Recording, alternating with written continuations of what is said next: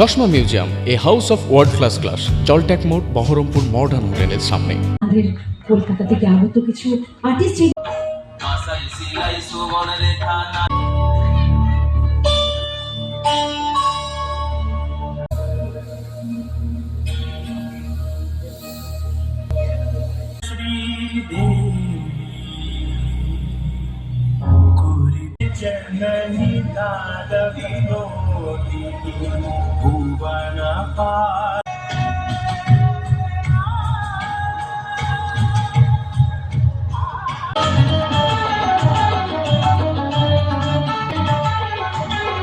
आरोग्यम धन संपदा शत्रु बुद्धि विनाशाय।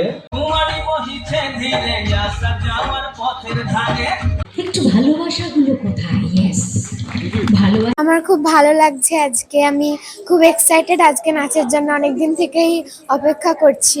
আমার খুব ভালো লাগছে আজকে। আমি 3টে ডান্স করবো, একটা কন্টেন্ট, একটা ফোক আর একটা হচ্ছে হিন্দি সং। দিঘি থেকে অনুষ্কা পাল।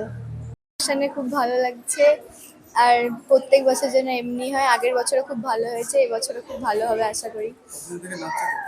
আমি প্রায় আমার যখন 2-3 বছর বয়স তখন দিয়ে শিখছি। আমি পাঁচগ্রাম থেকে। সম্পূর্ণ রয়। 19 জুলাই 2026 রবিবার আজকে আমাদের নটরাজ কালচারাল ইউনিটের যে বিভিন্ন রকম ব্রাঞ্চ আছে সেই সংস্থা সবাই মিলে আমরা আজকে আমাদের নটরাজ গ্রুপের 26th year annual show rhythm the Jhankar of dancer soul এই নামে আমরা অনুষ্ঠান করছি। আমাদের এই পাশে দেখতে পাচ্ছেন যে বাচ্চারা পাঁচগ্রাম, সাগরদিঘি, জীবন্তী, বিভিন্ন কাঁদিকুলি, শেরপুর, দমকল সব জায়গা থেকে এসেছে এবং আমাদের যে বহরমপুর ব্রাঞ্চ মেন ব্রাঞ্চ তাদের ছাত্রছাত্রীরাও আছে। তবে দুপুরের প্রোগ্রামে যে ব্রাঞ্চগুলো আছে সেগুলো বেশি পারফর্ম করবে এবং সন্ধ্যের প্রোগ্রামে আমাদের বহরমপুর ব্রাঞ্চের সবাই পারফর্ম করবে এবং তাদের মধ্যে অনেক ছাত্রছাত্রী যারা অনলাইনে ক্লাস করে কলকাতা, রানাঘাট, দুর্গাপুর, মালদা, নর্থ বেঙ্গল বিভিন্ন জায়গা থেকে এসেছে। আমাদের আজকের অনুষ্ঠানে বিশিষ্ট অতিথি হিসেবে এসেছেন সুদূর কলকাতা থেকে আগত টিভি চ্যানেলে বিখ্যাত অভিনেতা, আমাদের সবারই প্রিয় দেবাশিস গাঙ্গুলি, যাকে আপনারা কমেডি করতে দেখেছেন। আমাদের মাঝে উপস্থিত হচ্ছেন আজকে বিখ্যাত জি বাংলার বিখ্যাত কোরিওগ্রাফার স্যান্ডি স্যার, যিনি বর্তমানে আবার প্রলয় যে মুভি রাজ চক্রবর্তীর মুভিতে সাবলীলভাবে কাজ করছেন। স্যান্ডি এসেছেন আমার বন্ধু সম এবং খুব বিখ্যাত কোরিওগ্রাফার। এবং আমাদের যে নতুন একটা আপকামিং মুভি আসছে ক্ল্যাপস্টিক দ্য রিয়েল স্টোরি, তার আজকে সন্ধ্যায় এই রবীন্দ্র সদনে জেলাবাসী এবং জেলার বাইরে থেকে বিভিন্ন শিল্পীরা এসেছেন, তাদের সমন্বয়ে তার অফিসিয়াল পোস্টার রিলিজ হবে এবং আমরা আগামী দিনে আমাদের জেলার যে বিভিন্ন প্রতিভা যারা নাচ করে, অভিনয় করে, তাদেরকে নিয়ে আমরা বড় মুভির একটা কাজ শুরু করছি। যেরকম দিশাহীন মন আমার আমাদের প্রোডাকশন থেকে সাকসেসফুলি লঞ্চ হয়েছিল, সেরকম নতুন একটা প্রোডাকশন আমরা নিয়ে আসতে চলেছি। আর বাচ্চারা আজকে খুব এক্সাইটেড, ওরা সারা বছর যে নাচ শেখে, তো বিভিন্ন জন বিভিন্ন রকম ডান্সে ড্রেস পরে ওরা রেডি হয়েছে, কেউ বলিউড, কেউ ফোক, এবং আজকে ওরা ওদের 100% তুলে দেবে। আজকে সারাদিন প্রোগ্রাম, আজকে টোটাল শিল্পী আমাদের 350-এর উপরে শিল্পী আছে। এখন বাইরের ব্রাঞ্চে 150 জন শিল্পী পারফর্ম করছে, আর সন্ধ্যাবেলায় বহরমপুর ব্রাঞ্চে 200 জন শিল্পী পারফর্ম করবে।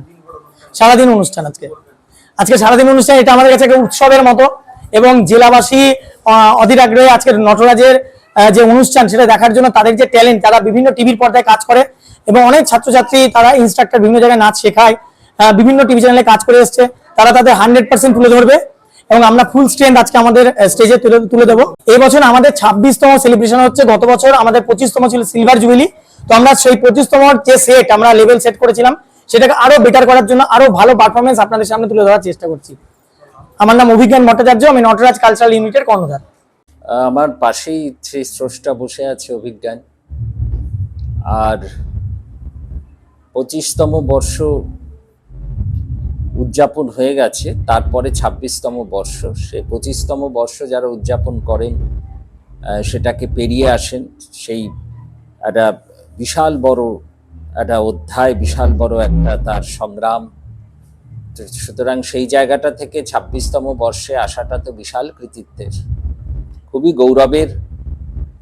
আর ওর এই ক্রিয়েশন সম্পর্কে, নটরাজ প্রোডাকশন অ্যান্ড ক্রিয়েশন সম্পর্কে আমি অনেক দিন থেকেই জানি, শুনেছি, কিন্তু ওর অনুষ্ঠানে কখনো আসা হয়নি। এবার বলল, ঘটনাচক্রে আমার কয়েকদিন ধরে একটা ঝড়, মানে ঝড় ঠিক বলবো না, কাজের মধ্যেই তো বেঁচে থাকা, তবুও আমি যেহেতু কথায় সেই জায়গা থেকে আমার আসার 100 ভাগ ইচ্ছে ছিল। এসে আমি কিছু পারফর্মও দেখলাম, নাচের খুব ভালো লাগলো।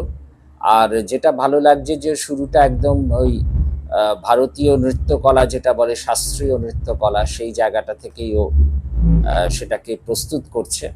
কারণ এখন একটা আমি বিভিন্ন নাচের নাচ আমি খুব মানে নিজে না নাচলেও নাচের সঙ্গে আমার একটা সম্পর্ক আছে বহুদিন ধরে, বহু বছর ধরে।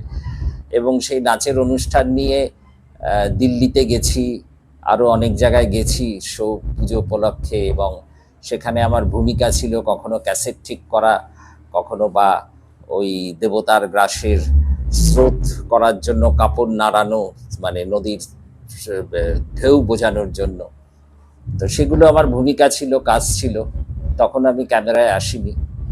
তো সেগুলো করতে গিয়ে যাই হোক, বকাঝকা হোক, যাই হোক, কিন্তু তার মধ্যে থেকেও কিছু শিক্ষা লাভ করা যায়, যে কোনো কাজের মধ্যে দিয়ে শিক্ষা করা যায়, অর্জন করা যায়, এবং তার পরবর্তী অধ্যায় সেটাকে নিজ গুণে নিজ দক্ষতা থাকলে প্রকাশ করা যায়। অভিজ্ঞান কিন্তু সেটাই করেছে।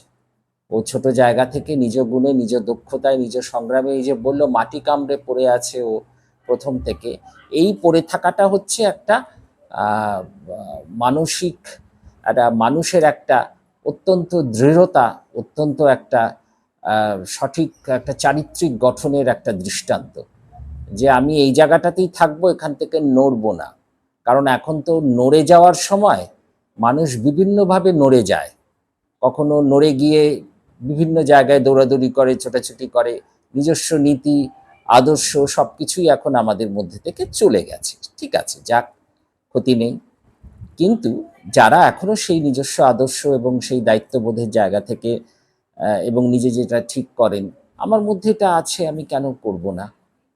অভিজ্ঞানকে অনেক সাধুবাদ জানাবো, যে এবং অভিজ্ঞানীকেও মানে সুকন্যাকেও জানাবো, যে দুজনে মিলে যে এই প্রতিষ্ঠানকে, এবং কত বাচ্চারা রয়েছে, সুতরাং তাদেরকে দিয়ে যে এইভাবে পারফর্ম করাচ্ছে। এবং এত বছর ধরে আমি দেখেছি বহু প্রতিষ্ঠানকে, তারা ওই শীর্ষে গিয়ে তারপর থেমে গেছে। তাই আমি চলতে চলতে থেমে গেছি, আমি বলতে বলতে ভুলে গেছি, জানি না কি করে আর চলবো।